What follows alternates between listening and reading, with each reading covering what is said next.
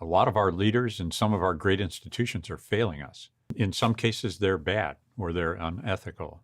And in others, they've chosen the wrong objectives to drive for, and that's leading to completely unacceptable outcomes. What's crucial is choosing the right audacious goals for the right reasons. And I think there's never been a more important time for that than now. Let me tell you what OKRs are.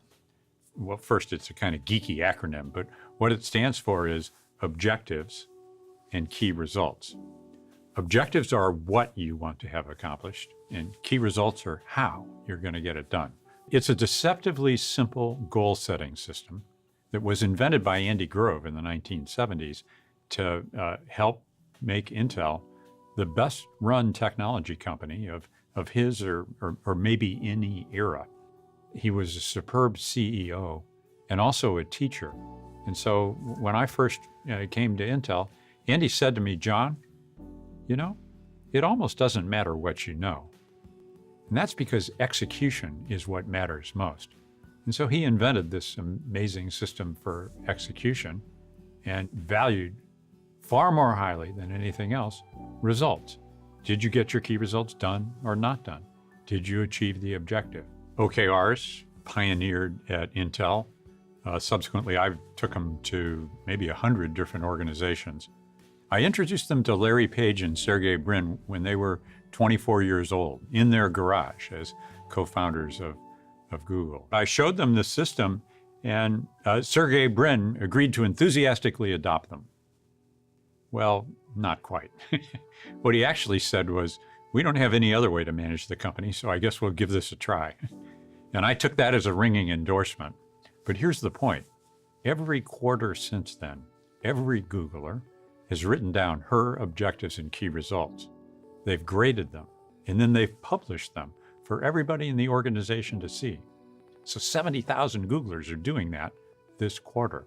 Then, quite remarkably, they take these objectives and key results and put them aside.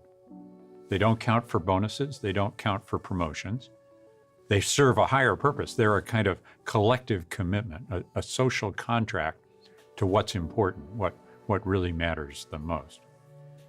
In the words of the founders, they can't imagine running Google without them. I dream that they will affect our schools, perhaps our hospitals, even our governments. OKRs can make a difference on the personal front. I had a goal not so many years ago. It was something about getting more intimacy in our family. My real motive was to make sure that the girls grew up strong-willed, independent, and happy. And I read and believed that having dinner together as a family would make a difference. So my key result was to be home for dinner 20 nights a month by 6 p.m. and to be fully present, which meant actually we had to turn off the router. You know, the smartphones wouldn't work. And that, I want you to know, was a tough goal to achieve. I probably hit it 70% of the time. I'd like the readers of this book to ask the following questions. Do you have the right metrics and goals in your life? Do you have goals in your life? What are your values, your objectives, and your key results? I'd like the viewers of this conversation to write those down today. And if you want some feedback on them, you could send them to me. I'm john@whatmatters.com.